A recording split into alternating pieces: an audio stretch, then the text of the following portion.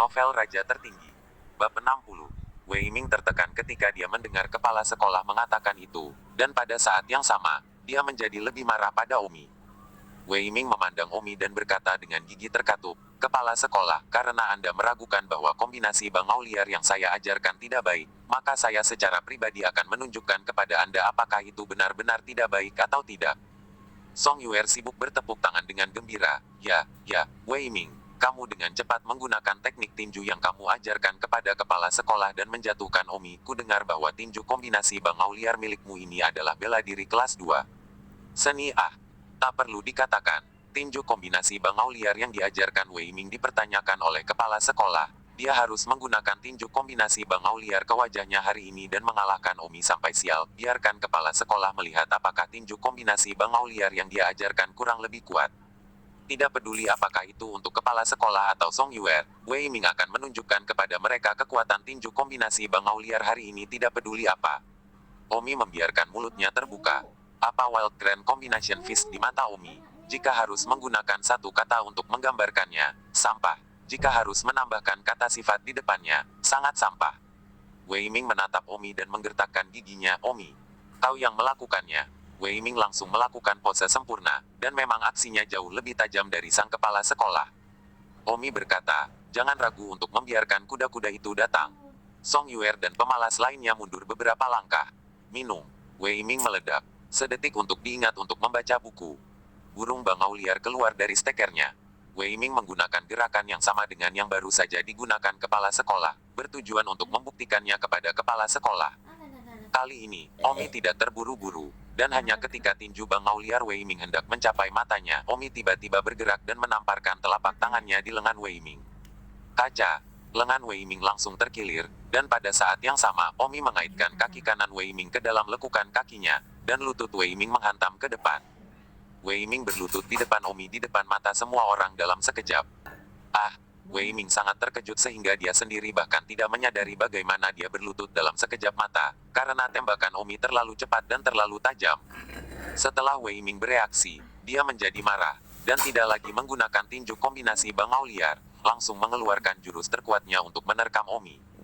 Pada titik ini, Omi tidak repot-repot membuang waktu bersamanya. Omi menendang Wei Ming keluar dari kantornya sebelum dia bisa menerkamnya. Bang! Seperti kepala sekolah, Wei Ming terbang ke koridor dan jatuh dengan keras ke koridor, menghanyutkan debu dari lantai. Di kantor, ada keheningan. Kepala sekolah, Song Yuer, Direktur Pengajaran, Chen Tianming, dan mereka berempat tercengang, seolah-olah mereka tidak percaya semuanya. Wei Ming adalah SMA Baiyun yang sangat terkenal, seorang ahli jenius peringkat ke-10 dalam seni bela diri. Bagaimana dia bisa rentan di depan Omi? Di koridor, Wei Ming duduk dari lantai dalam keadaan berantakan, baru saja jatuh dengan wajah lebih dulu ke ubin lantai. Wajahnya terbakar rasa sakit dan hidungnya bengkok seperti kepala sekolah. Seluruh tubuh Wei Ming bersandar lemah di balkon koridor, dan saat ini dia bingung. Bagaimana ini? Ini tidak mungkin. Omi seorang junior tanpa nama. Bahkan jika dia adalah penjahat kampus, dia tidak akan pernah bisa menjadi lawan saya. Mengapa ini terjadi? Saya, Wei Ming, sebenarnya dikalahkan oleh Omi dalam satu gerakan, ini tidak mungkin. Wei Ming bergumam pada dirinya sendiri. Omi berjalan keluar dari kantor dan melihat ketidakmampuan Wei Ming untuk menerima kenyataan. Jadi dia berkata, "Wei Ming, kamu. Tidak ada yang tidak dapat diterima tentang menjadi begitu rentan di tangan saya, karena apapun Edward, yang peringkat ke-8 dalam seni bela diri di Baiyun High School, juga dipukuli oleh saya ke titik di mana dia tidak bisa bangun. Apakah Anda, peringkat ke-10, bahkan lebih kuat dari Edward? Apa? Edward telah bertarung denganmu juga?" Wei Ming tiba-tiba mendongak dan menatap Omi. Keempat kepala sekolah di depan kantor juga menatap Omi dengan ngeri. Omi mendengus apapun Broken Mountain Palm yang digunakan Edward. Ya, aku hampir melumpuhkannya dengan satu pukulan. Hahaha, Omi tertawa terbahak-bahak. Tubuh Wei Ming yang terkejut bahkan gemetar. Siapa Edward? Dia tahu lebih baik daripada orang lain. Palem Gunung Patah Edward adalah seni bela diri kelas 3, Wei Ming telah melawannya, dan sama sekali bukan tandingan Edward. Tanpa diduga, bahkan Edward hampir lumpuh oleh satu pukulan. Wei Ming tertawa terbahak-bahak, hahaha.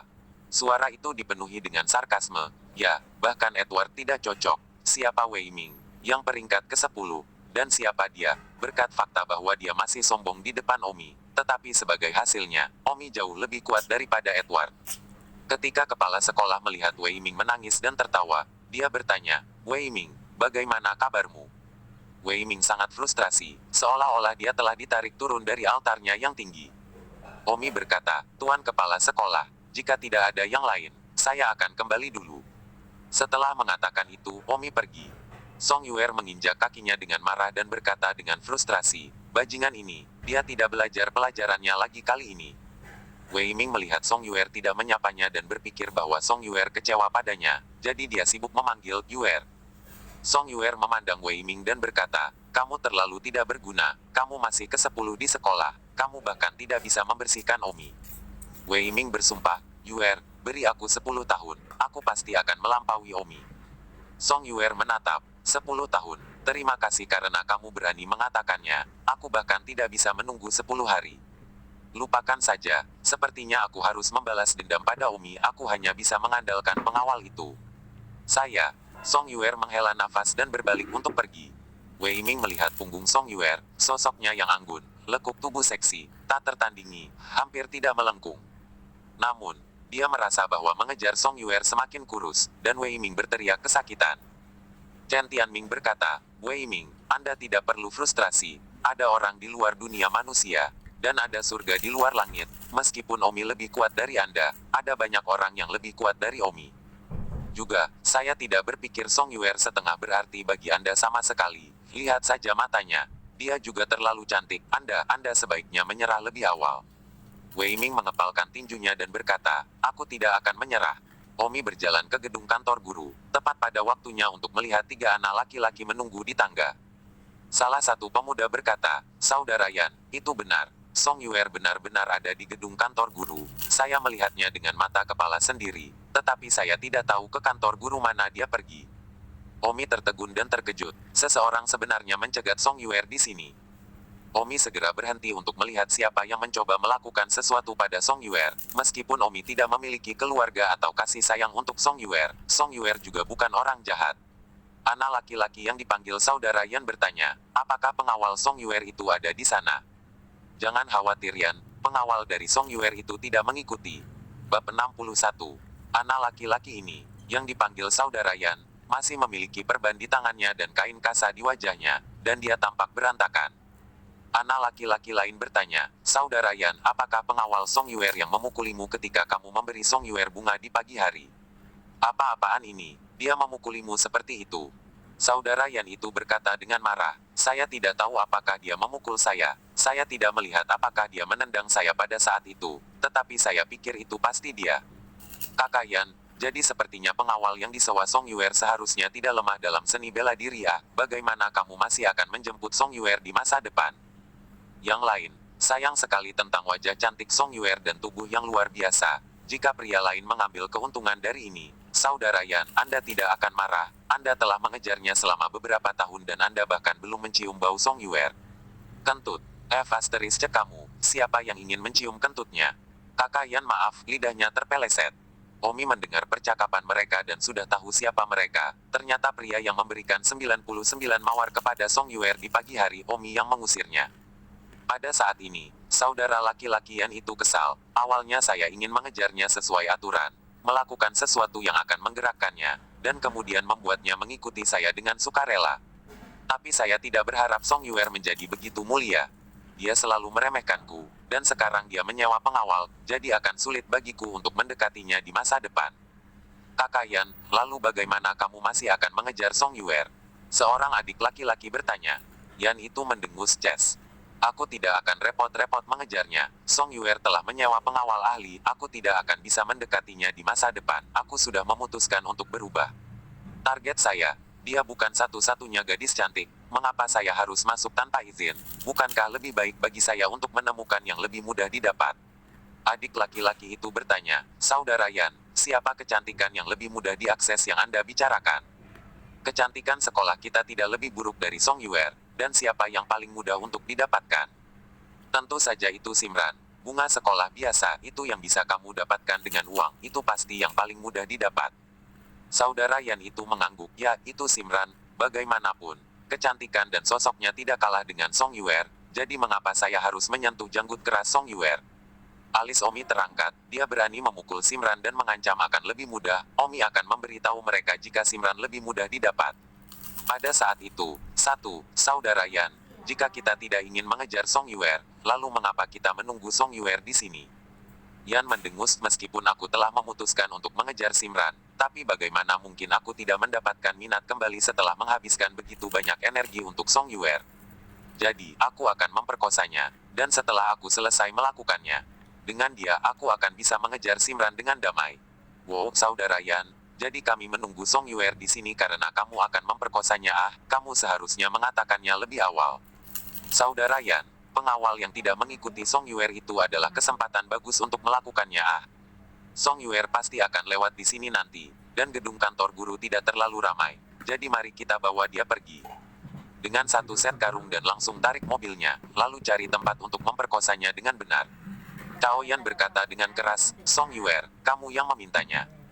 Seorang adik laki-laki bertanya, Saudara Yan, setelah Anda memperkosa Song Yuer, dapatkah Anda membiarkan saudara-saudara itu bersenang-senang juga?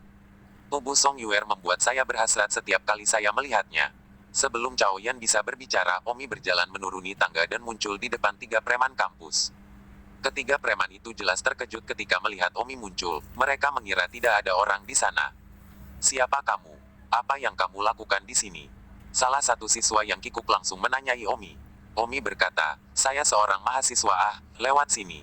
Wajah Cao Yan dingin saat dia menekan, beri aku penjelasan yang jujur, apakah kamu mendengar sesuatu dari apa yang baru saja kita katakan? Omi mengangguk, mendengar itu kalian akan memperkosa Song Yuer. Apa? Beberapa Cao Yan terkejut, anak ini benar-benar mendengar semuanya dan berani mengatakannya tanpa mengubah wajahnya. Cao Yan dan beberapa adik laki-lakinya saling memandang, mereka semua sepertinya tahu dari mata satu sama lain bahwa Omi tidak mungkin membiarkannya pergi. Salah satu adik laki-laki Cao Yan bertanya sambil mencibir, Nak, kamu mendengar itu, tetapi kamu benar-benar berani mengatakannya secara langsung. Omi tertawa, bukankah kamu menyuruhku untuk jujur? Jadi aku akan jujur Beberapa adik laki-laki Cao Yan sempat melihat satu sama lain, salah satunya, Saudara Yan, bukankah anak ini agak bodoh? Jika Anda mengatakan kepadanya untuk jujur, dia akan benar-benar jujur. Seorang anak muda bertanya kepada Omi, Nak, apakah kamu tahu siapa kami? Omi menggelengkan kepalanya, aku tidak tahu. Apa? Kamu bahkan tidak tahu siapa kami?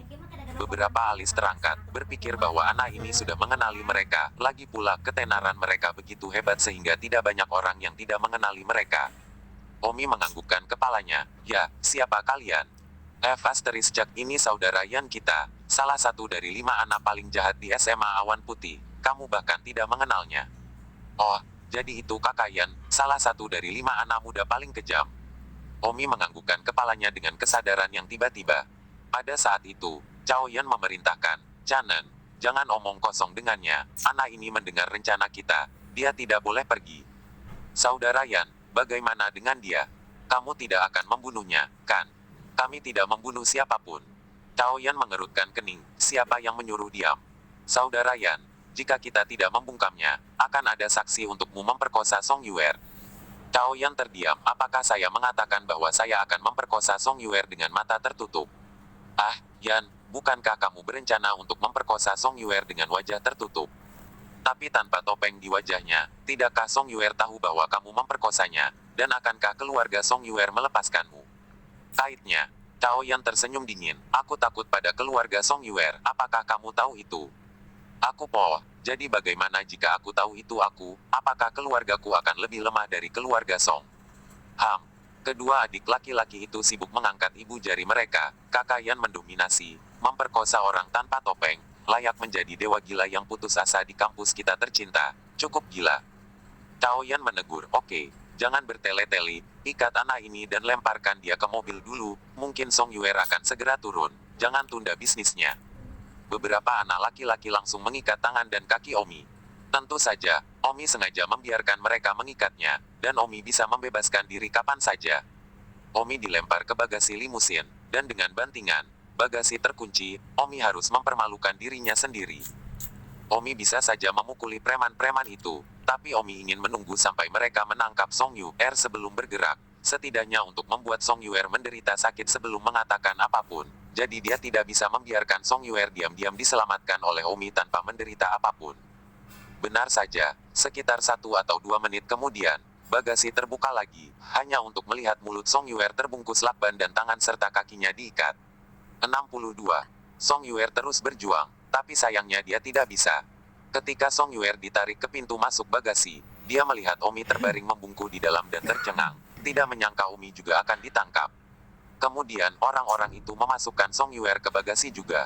Meski bagasi mobil ini cukup besar dan maju, namun langsung menjadi sangat ramai setelah dijejali 2 orang. Bang, bagasi itu terbanting menutup, dan Omi dan Song Yuer terjerumus ke dalam kegelapan.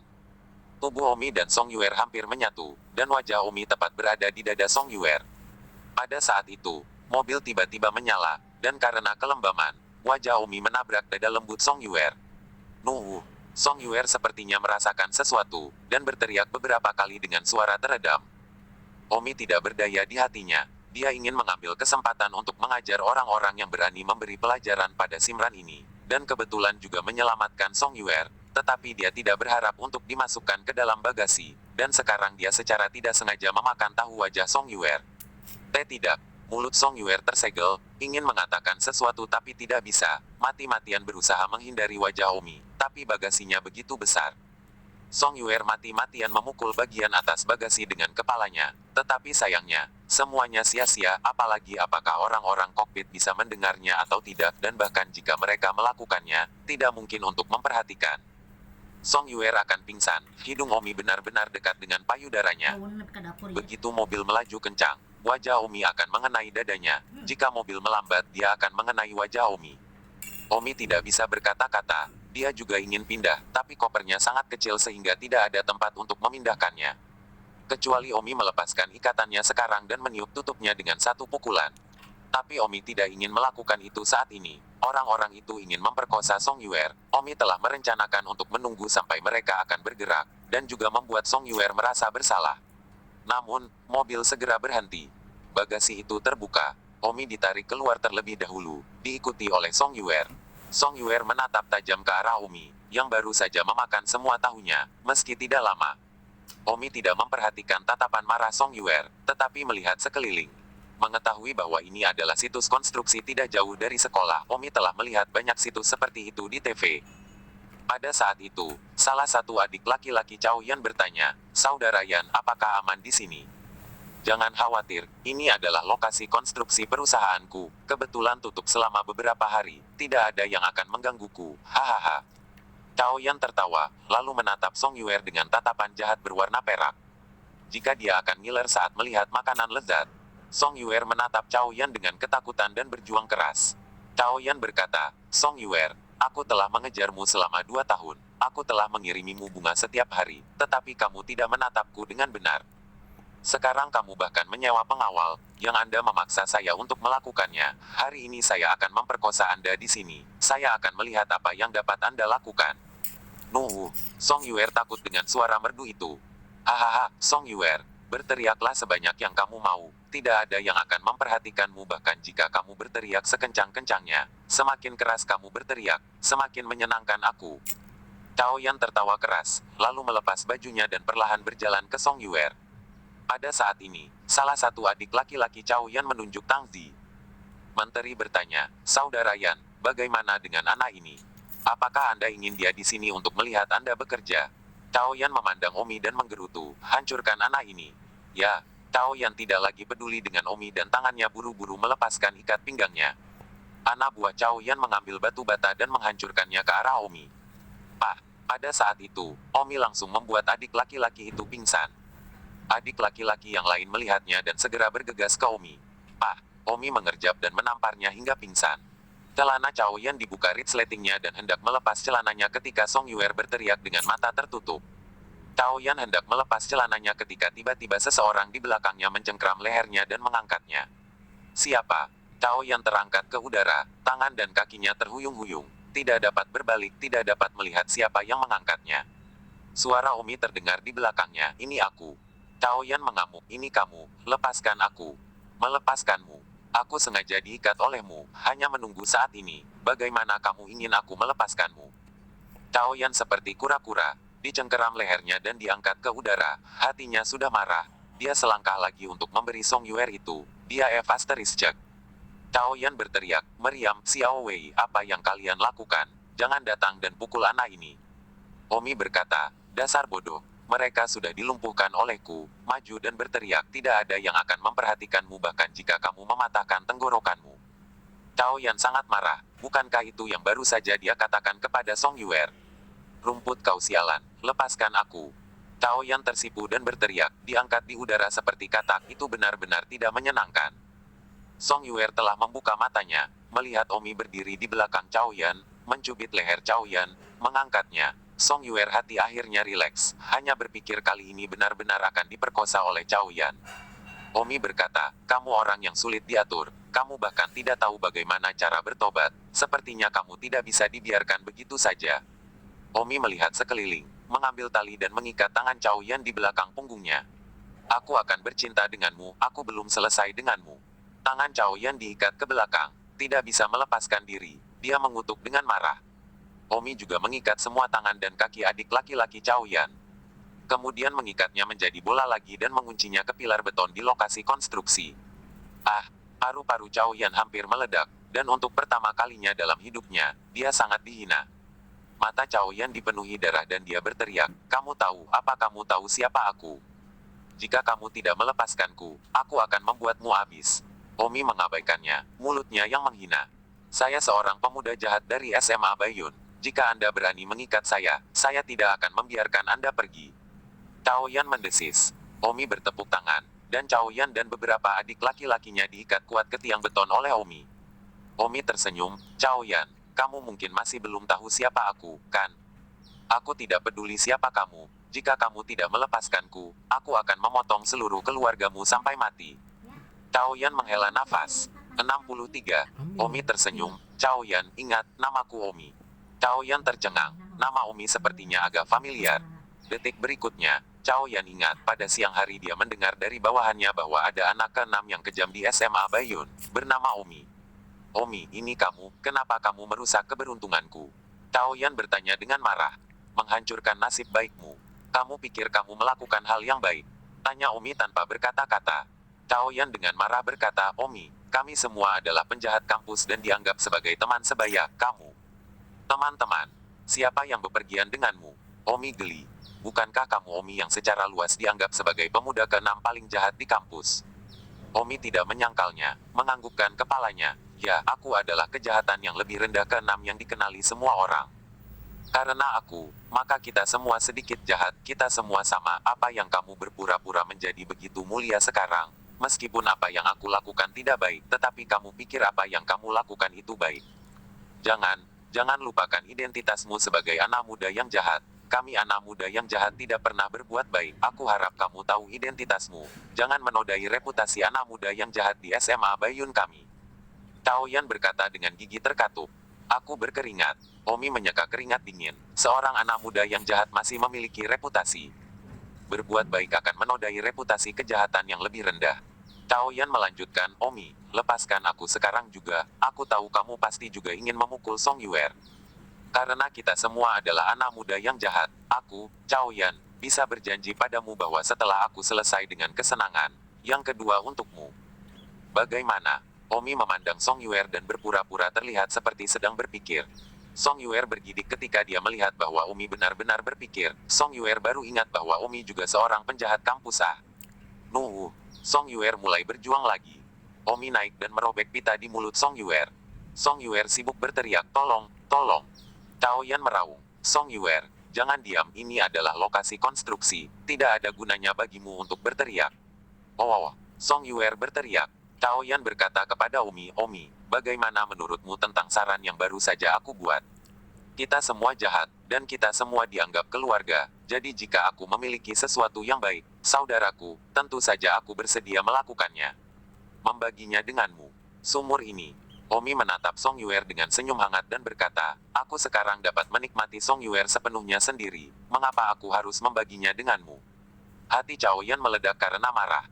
Song Yuer berteriak ketakutan, Omi, jika kamu berani menyentuhku, pengawalku Liu Yue tidak akan membiarkanmu pergi. Omi berjongkok di depan Song Yuer, tangannya membelai wajah Song Yuer. Hehe tersenyum. Wajah ini, pertumbuhannya benar-benar sempurna, untuk menikmati kecantikan yang luar biasa, bahkan jika kamu dibunuh oleh pengawalmu, itu sangat berharga. Itu, Song Yuer, bukankah begitu? Aku lebih baik mati di bawah bunga dan menjadi hantu. Omi, kamu berani. Omi berkata, aku diakui sebagai penjahat kampus sekolah, apalagi yang kamu pikir aku tidak berani. Hahaha. Song Yuer menggigil, ya, Omi adalah penjahat kampus, apalagi yang tidak berani dia lakukan. Saya mendengar bahwa dia ada di toilet wanita, mencoba untuk menajiskan Leona. Semua berani menajiskan Leona, apakah dia tidak berani? Cao Yan meraung, Omi, apakah kamu benar-benar berniat untuk menikmatinya sendirian? Menteri memandang Cao Yan dan tersenyum. Atau bagaimana menurutmu? Sialan kamu, tidak peduli apa, aku masih seorang Evil Sau. Kamu bahkan tidak menunjukkan belas kasihan. Jangan memaksaku untuk mengadu padamu di Komite Evil Sau. Cao Yan mengancam. Komite minoritas setan. Omi tercengang. Masih ada komite untuk kejahatan? Tanya Omi bingung. Omi, kamu baru saja dipromosikan menjadi Evil Sau. Tidak mengherankan jika kamu tidak mengetahuinya. Kami tidak terhubung satu sama lain. Kami memiliki organisasi milik Evil Sau, yang disebut Komite Evil Sau. Karena Anda telah menjadi Evil Major, Anda secara alami adalah anggota komite. Jika Anda berani melakukan apapun untuk merusak reputasi Evil Major, Presiden dan Wakil Presiden komite tidak akan membiarkan Anda pergi, dan semua orang di komite tidak akan membiarkanmu pergi. Omi merasa itu menyegarkan. Dunia ini benar-benar penuh keajaiban. Evil Sau sebenarnya telah membentuk sebuah komite juga. Kalau begitu, bolehkah saya bertanya siapa ketua dan siapa wakil ketua? Cao Yan berkata, ketuanya secara alami adalah remaja jahat No. Satu dari SMA Baiyun, Fang Hong, dan wakil ketua adalah remaja jahat No. Dua dari SMA Baiyun, Xie Linyu, serta Roger dan Jin. Ku adalah semua anggota Komite Pemuda Jahat, dan Anda tentu juga termasuk salah satu anggota Komite Pemuda Jahat sekarang. Omi, saya menyarankan Anda untuk tidak melakukan hal bodoh untuk menghancurkan keharmonisan komite. Jika tidak, Anda pasti akan dikejar bersama oleh anggota lainnya. Hahaha, Omi tertawa terbahak-bahak. Omi berkata, Cao Yan, sebaiknya kau berhenti membuang-buang napas. Aku tidak akan bisa melepaskanmu. Kau akan terikat di sini. Setiap kali seseorang datang untuk menyelamatkanmu, kau akan bisa pergi. Bukankah Anda mengatakan bahwa situs konstruksi ini ditutup, maka seseorang akan selalu menemukan Anda ketika pekerjaan dimulai? Cao Yan panik, Omi, jangan pergi terlalu jauh. Jika Anda menginginkan Song Yuer, maka ambil saja. Saya akan membiarkan Anda memilikinya. Bagaimanapun, saya sudah memiliki target baru. Bang, Omi meninju perut Cao Yan, dan darah segera keluar dari sudut mulut Cao Yan. Omi memperingatkan, Cao Yan, dengarkan aku mengikatmu hari ini. Bukan untuk Song Yuer, tapi untuk Simran. Jika kamu berani menyentuhnya, aku akan mematahkan tulangmu. Ah, Cao Yan tiba-tiba sadar. Jadi Omi melakukan ini untuk Simran. Apakah Omi juga menyukai Simran? Omi berjalan menuju Song Yuer. Song Yuer melihat Omi datang ke arahnya, berpikir bahwa Omi akan mulai mengotori dirinya. Dia berteriak, Omi, jangan datang. Jika kamu berani menyentuhku, aku akan menggigit lidahku dan bunuh diri. Omi mendengus, simpan napasmu, dan gigit lidahmu untuk bunuh diri. Song Yuer terus menangis, Omi, kamu telah menajiskanku, itu tidak baik untukmu sedikit pun. Aku menyarankan kamu untuk segera berhenti. Omi berjongkok di depan Song Yuer. Ah, Song Yuer bergerak dengan putus asa ketakutan, meneriakkan ancaman, Omi, jika kamu berani menajiskanku, kakekku akan membunuhmu. Omi memutar matanya dan menyentuhkan tangannya ke Song Yuer. Oh, Omi, jika kamu menajiskanku, aku tidak akan melepaskanmu bahkan jika aku adalah hantu. Omi terdiam, ayolah, Song Yuer, Ben tidak tertarik padamu, aku bukan Wei Ming. Apakah kamu benar-benar berpikir semua orang ingin tidur denganmu? Kamu terlalu narsis, aku belum pernah melihat siapapun. Sangat narsis dan kakak perempuanku, wanita tercantik di dunia, tidak narsis sepertimu. Mengatakan itu, tangan Omi mengulurkan tangan ke tali yang diikat dan dilepaskan Song Yuer.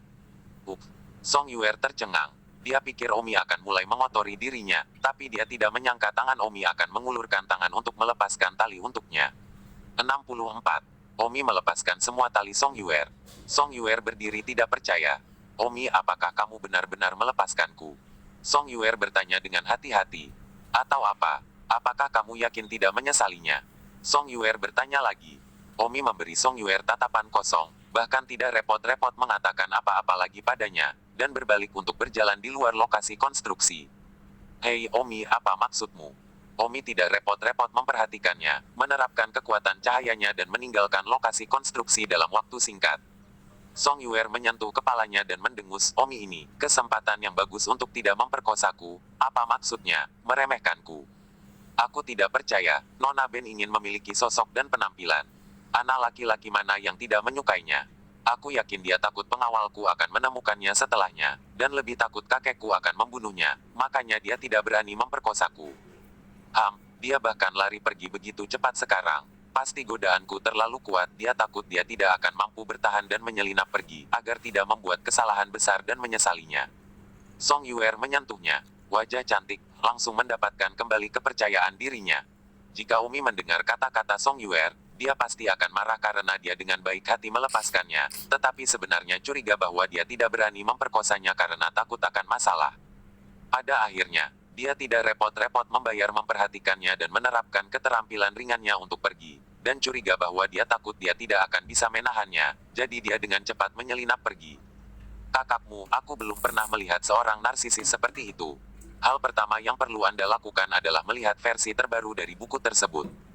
Tang Xiao melihat ke tempat parkir, sedan kumbang Liona telah menghilang, dan 9 dari 10, Liona telah pergi sendiri. Omi masih menelepon untuk memastikan apakah itu Liona sendiri yang kembali duluan. Telepon, memang benar. Omi harus naik bus ke lingkungan Song Tao. Kalau begitu, mari kita pergi ke lingkungan Song Tao dulu dan mengusir BMW itu. 40 menit kemudian, Omi akhirnya tiba di distrik Song Tao. Saat ini, di distrik Song Tao, rumah Omi. Pembantu Jin dan John dibingungkan dengan kebosanan dalam 100 cara berbeda. John, Tuan Muda tidak membutuhkan kita untuk melayani dia sama sekali sekarang. Apa yang harus kita lakukan? Kita berdua masih tinggal di sini dan kita tidak punya uang. Bagaimana kita bisa menjalani hidup kita? John mendengus, sudah kubilang sejak lama bahwa kami melarikan diri tetapi kamu tidak. Sekarang Tuan Muda telah pergi sendiri. Kami dua pelayan ada di sini tanpa melakukan apa-apa. Sekarang aku tidak punya uang untukku. Dan kamu juga tidak punya uang. Tuan Muda tidak mungkin mengatur makanan kita. Apakah kita harus keluar dan mencari uang sendiri sebagai pelayan? Jin berkata, kami tumbuh di keluarga Tang. Dan jika kami benar-benar ingin terjun ke masyarakat, kami tidak akan bertahan sama sekali. Selain itu, keterampilan seni bela diri Tuan Muda sangat tinggi. Jika dia kembali ke keluarga Tang Hari di masa depan, maka kita akan kaya. Tepat pada saat ini, ada ketukan di pintu. Jin membuka pintu dan melihat Omi berdiri di luar pintu. Tuan Muda, Anda kembali. Jin sangat senang melihat Omi. Omi masuk ke dalam rumah dan melihat rumahnya sudah cukup tertata rapi. Sepertinya kedua pelayan itu tidak berani bersikap seperti itu sekarang. Omi tersenyum, tidak buruk merawat rumahku dengan baik. John bertanya, Tuan Muda, mengapa Anda tiba-tiba kembali? Anda bukan pengawal Anda. Omi memelototi John dan mendengus, aku sudah menghabiskan semua uangku, aku bukan pengawal dan kamu mendukungku. Oh, Tuan Muda, kalau begitu kamu ada perintah untuk kembali sekarang. Omi mengulurkan tangannya dan berkata, John, berikan kunci mobilku. Wajah John pahit, patuh mengambil kunci BMW ke Omi, sekarang bahkan mobil terakhir diambil kembali, bagaimana dia bisa hidup di masa depan? Omi mengambil kunci mobil di hatinya, dia akan memiliki mobil sendiri di masa depan. Omi menginstruksikan, kalian berdua, lihat rumahku baik-baik, baiklah, aku pergi dulu. Omi berbalik dan pergi, Jin berteriak, Tuan Muda. Omi berbalik dan berkata, untuk apa? Ada lagi. Little Ring tampak sedih, Tuan Muda, kami adalah pelayanmu. Bagaimana kalau kamu membawaku pergi, aku akan melayanimu. Aku tidak membutuhkanmu untuk melayaniku, lihat saja rumahku dengan baik. Omi berjalan keluar rumah. Tuan Muda, Little Ring berteriak lagi. Ada apa lagi? Kami tidak punya uang untuk makan. Hanya beberapa ratus potong yang mereka miliki pada hari Sabtu lalu telah dipungut oleh Omi. Mereka juga tidak bekerja, mereka telah mengandalkan uang yang diberikan oleh mantan Omi itu. Ibu untuk duduk di meja, dan sekarang sisa uang telah diambil kembali oleh Omi, dan sekarang mereka akhirnya mengalami kelaparan. Omi tercengang, tidak ada uang untuk makan. John berkata, Tuan Muda, saya belum makan apapun selama 1 hari sekarang. Setelah mengatakan itu, perut John keroncongan, jadi sepertinya dia tidak berbohong. Perut Jin juga keroncongan. Omi terdiam, kalian punya tangan dan kaki, tidakkah kalian pergi mencari makanan sendiri? Apakah saya harus mencari uang untuk memberi makan kalian? Siapa Tuan Muda sekarang? Jin berkata, Tuan Muda, kami dibesarkan dalam keluarga Tang tanpa keterampilan untuk mencari nafkah, dan saya ingin keluar dan bekerja sebagai pelayan di pagi hari, tetapi kami harus bekerja selama sebulan untuk mendapatkan bayaran. Setelah sebulan, kami semua kelaparan. Tuan Muda, bawa kami pergi. Tempat Anda bekerja sebagai pengawal pasti keluarga besar kaya. Kami juga dapat bekerja untuk mereka. Kami hanya perlu mengatur makanan dan akomodasi. Pada saat yang sama, kami juga dapat melayani Anda, Tuan Muda. Omi ragu-ragu saat melihat kedua pelayan itu memang agak menyedihkan. Sekarang, selain Liona, hanya ada satu Uma di keluarga Liu. Dan Uma, bagaimanapun, adalah seorang wanita tua. Jadi villa itu sangat besar sehingga dia pasti tidak bisa sibuk. Bawa John dan Jin ke sana dan beri mereka tenaga kerja gratis. Saat itu, telepon Omi berdering, dan itu adalah panggilan Liu Chenming. Halo, bos. Omi sibuk mengambilnya. Oh, Omi, jangan terlalu sopan, panggil aku Paman Willow. Paman Willow, apa yang kamu cari untukku, katakan padaku. Liu Chenming berkata, Omi, maafkan aku baru mengetahui dari Uma bahwa Xianger bahkan pergi sendiri dan tidak menunggumu. Aku benar-benar minta maaf. Aku mendengar bahwa kamu bahkan belum sudah kembali, kan? Omi tersenyum, ya, aku belum kembali. Omi, maafkan aku minta maaf atas perilaku Xianger. Dia sangat tidak pengertian. Dia bahkan tidak menunggumu sepulang sekolah. Aku sudah memarahinya dengan keras. Paman Liu, tidak apa-apa, itu bukan salahnya. Omi, di mana kamu sekarang? Aku di rumahku sendiri. Kata Omi jujur. Apa? Kamu kembali ke rumahmu sendiri. Omi, apa kamu marah karena kamu tidak ingin menjadi pengawal Xianger lagi? Willow Chen bertanya dengan kaget. 65. Paman Liu, kamu salah paham. Aku akan pulang untuk mengambil mobilku sendiri. Ngomong-ngomong, Paman Willow, aku pikir agak berlebihan bagi Uma untuk mengelola villa sebesar ini di rumahmu sendirian. Bagaimana kalau aku membawa kalian berdua bekerja bebas? Ini adalah dua pelayan yang mengikuti saya dari keluarga sebelumnya. Anda tidak perlu membayar mereka, cukup pikirkan makanannya. Liu Chenming tersenyum. Uma memang sedikit lelah. Saya juga memintanya untuk menyewa beberapa pengasuh sebelumnya, tetapi dia tidak pernah melakukannya. Kemudian Anda menggaruknya. Ini semua adalah hal-hal kecil. Anda akan dapat membuatnya sendiri. Keputusan pada hal-hal kecil seperti ini mulai sekarang, tanpa pernah bertanya padaku. Oke, kalau begitu aku akan kembali nanti. Kerja bagus, kalau begitu kamu sibuk. Aku tidak akan kembali sampai beberapa hari kemudian. Bagus. Menutup telepon, Omi memandang, beri kalian beruntung. Bosku adalah orang yang murah hati. Baiklah, kemasi barang-barangmu, segera ikut denganku. Terima kasih Tuan Muda. Jin dengan bersemangat melompat dan mencium Omi. Mata Omi terbelalak, dua jari menutupi wajahnya, dan bibir Jin mencium jari-jari Omi, tidak membiarkannya lolos begitu saja. Jin dan John segera pergi mengemasi barang-barang mereka. 20 menit kemudian, Omi mengendarai BMW-nya dan perlahan-lahan keluar dari distrik Songtao. Jin dan John duduk di kursi belakang, bersemangat. 50 menit kemudian, Omi mengendarai BMW ke rumah Liu Chenming. Uma sudah berdiri di pintu. Liu Chenming baru saja memanggil Uma, jadi dia sudah tahu bahwa Omi telah membawa dua pelayan. Bapak, Tang, kamu kembali. Mereka berdua pasti pelayan yang kamu bawa. Uma tersenyum. Uma, tidak perlu sopan di masa depan. Gunakan saja. Omi juga menjawab, kalian berdua, bekerja di sini mulai sekarang. Lebih perhatian. Kalau tidak aku tidak akan bisa melindungimu. Aku hanya pengawal seseorang. Tuan Muda jangan khawatir, kami profesional. Kata John. Uma tersenyum, Tuan. Tang, makanannya sudah siap, kalian bisa makan malam dulu. Bagus. Omi menyentuh perutnya, dia sangat lapar. Dan melihat ke kamar Nona, lampu kamar menyala. Uma berkata, Nona sudah makan dan sedang mengerjakan PR di kamarnya. Liu baru saja memarahi Nona di telepon. Saat ini Nona harus dalam suasana hati yang rendah, biarkan dia diam. Omi buru-buru menghabiskan makanannya lalu naik ke atas mengetuk pintu saat melewati pintu kamar Liona. Jangan ganggu aku. Suara Liona keluar dari dalam. Liona berbaring di tempat tidurnya dengan air mata di wajahnya. Dia baru saja dimarahi oleh Liu Chen, dan Liona merasa sangat sedih. Pada saat itu, Omi membuka pintu dan masuk. Kamu, bagaimana kamu bisa masuk ke sini? Ketika Liona mendongak, dia menatap Omi dengan tidak percaya. Dia mengunci pintu, dan Omi langsung masuk. Omi berkata, Nona, saya khawatir Anda tidak bisa berpikir jernih, jadi saya masuk. Liona dengan mendengus, aku tidak akan hidup lama. Mengapa saya harus begitu cemas untuk tidak bisa berpikir? Omi, Anda bahkan tahu cara membuka kunci. Saya benar-benar meremehkan keterampilan Anda. Omi tersenyum. Jika saya telah menyinggung Nona, saya harap Nona akan memaafkan saya. Omi melihat masih ada air mata di wajah Liona dan tahu bahwa dia baru saja menangis. Nona, apakah masih sulit bagi Anda untuk menerima saya sebagai pengawal pribadi Anda?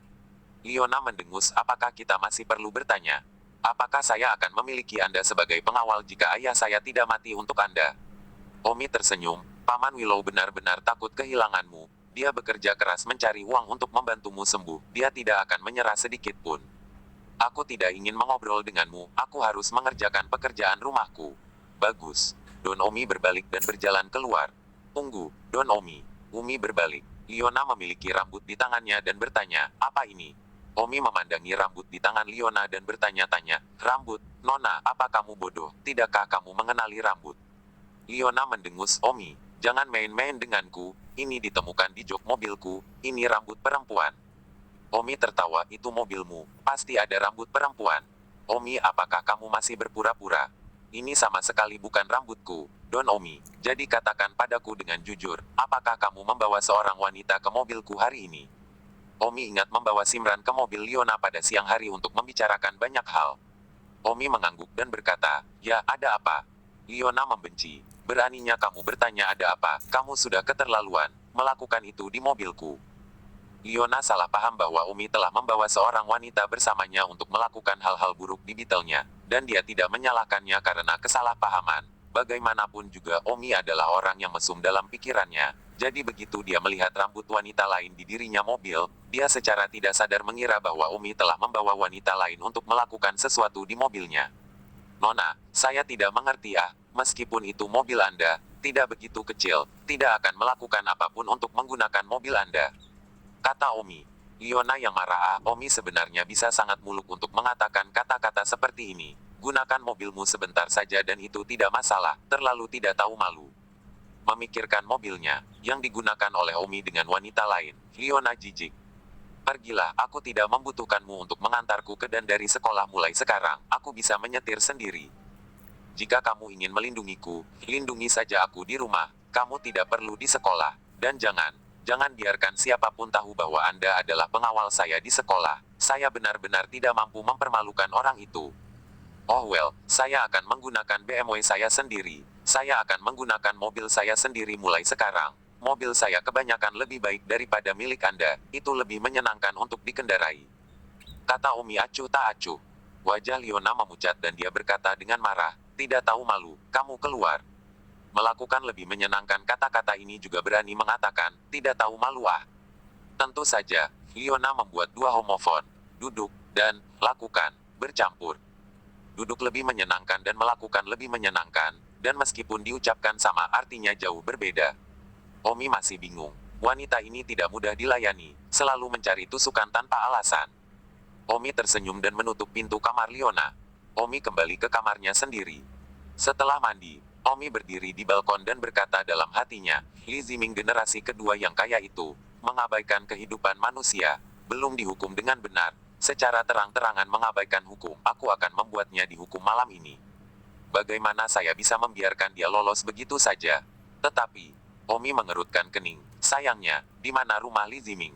Bagaimana kita bisa menemukan Li Ziming? Omi tertawa getir. Aku bahkan tidak bisa menemukan siapapun. Bagaimana aku bisa berbicara tentang keadilan? Konyol.